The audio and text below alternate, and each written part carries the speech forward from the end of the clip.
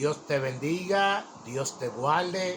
Una vez más, tu amigo y hermano Eddie Pimentel de Jesús. Una vez más, con un estudio de la palabra de Dios.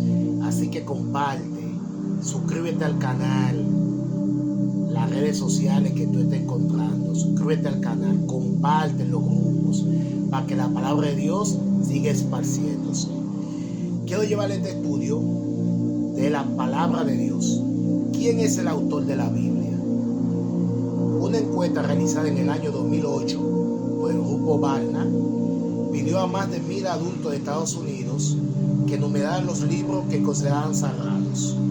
La Biblia fue mencionada por el 84% de las personas, el Corán por el 4%, el libro de Mormón por el 3%, la Torá por el 2%, el Bhagavad Gita, el Talmud y las enseñanzas de Buda lo tuvieron menos de 1%. Lo interesante de esa estadística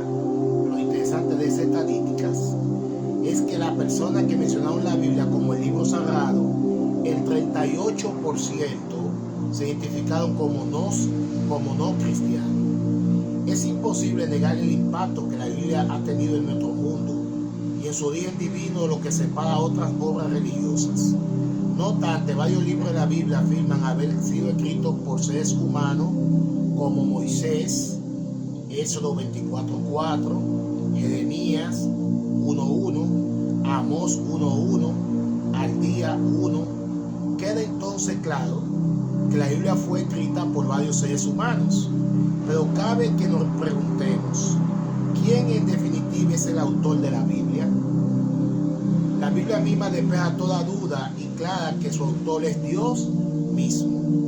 Moisés, Jeremías, Amós y otros profetas escribieron material bíblico, pero el apóstol en la carta a los Hebreos atribuye todo el Antiguo Testamento a un solo autor. Dice así: en tiempos antiguos Dios habló a nuestros antepasados muchas veces y de mucha manera por medio de los profetas. Hebreos 1:1. Así que Dios era quien hablaba a través de los profetas. Pablo confirma esta idea al expresar que toda escritura está inspirada por Dios. 2 Timoteo capítulo 3 versículo 16. Toda, no solo una parte de la Biblia, es de origen divino, por lo tanto relevante para toda la humanidad en todas las épocas. Pero, ¿qué significa la palabra inspirada? Para comprender mejor la naturaleza de la Biblia, hemos de entender lo que significa la inspiración, así como otro término relacionado con el origen de la Biblia, revelación.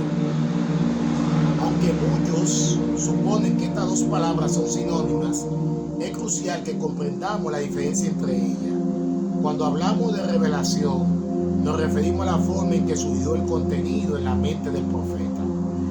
En Número 12, del 6 al 8, Dios mismo nos presenta la diferente forma en la que Él revela el conocimiento a sus profetas. Dice así: cuando haya entre ustedes un profeta de mi parte, yo me comunico con él en visiones y le hablo en sueños. Pero con mi siervo Moisés no lo hago así. Él es más fiel a todos mis siervos y con él hablo cara a cara y en un lenguaje claro. Nota que Dios dice que Él se comunica con los profetas mediante visiones y sueños. Y en el caso de Moisés le hablaba cara a cara en un lenguaje claro.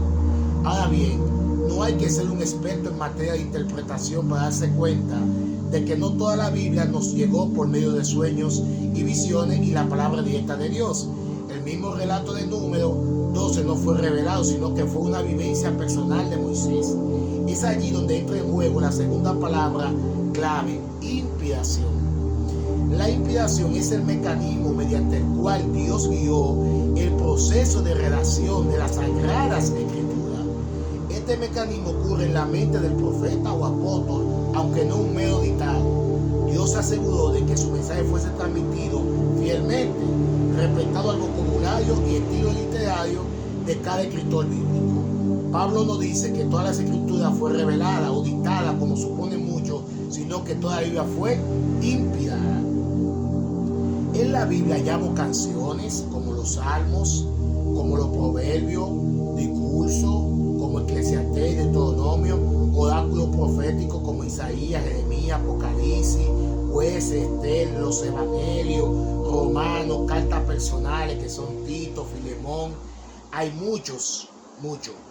El apóstol Pedro dijo: los profetas nunca hablaron por iniciativa humana, al contrario, eran hombres que hablaban de parte de Dios, dirigidos por el Espíritu Santo.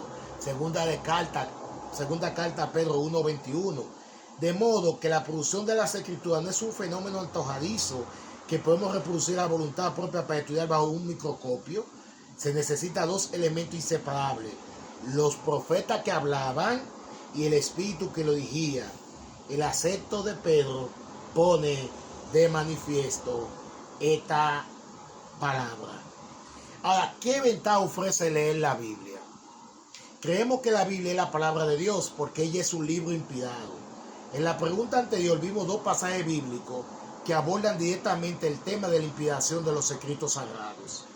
Todas las escrituras son inspiradas por Dios, útil para enseñar, para reprender, para corregir, para instruir en la justicia, según de Timoteo 3:16. Porque nunca las profecías fueron traídas por voluntad humana, sino que los santos hombres de Dios hablaron siendo inspirados por el Espíritu Santo. Segunda carta de Pedro, capítulo 1, versículo 21. La Biblia no solo es un libro inspirado, sino que además es una obra inspiradora. Una de las ventajas prácticas de leer la Biblia es que nos hace personas cultas. Cuando la autora alemana Christiane Sinchi preparó una lista con los libros que cada persona debe leer, la inició con la Biblia y con mucho acierto declaró, cito: los conocimientos que transmite la Biblia conforman el mayor sustrato común del mundo occidental. Y Gaffar Borrat, uno de los grandes eruditos del siglo XX, opinaba que toda persona que conocía bien las Escrituras estaba siendo considerada una persona culta. ¿Quién decidió cuál es el libro? Wow. Entonces, Dios nos bendice y nos ayuda cada día con su santa palabra. Así que Dios nos ayude a cada día estar más cerca de la palabra de Dios. Dios te bendiga y quiero hacer una oración. Señor, cada día, ayúdanos cada día, Señor, a ver tu palabra, a escudriñarla, a conocerte a ti, Señor, a través de tu palabra. En el nombre de Jesús. Amén. Amén. Dios te bendiga y nos vemos en una próxima entrega.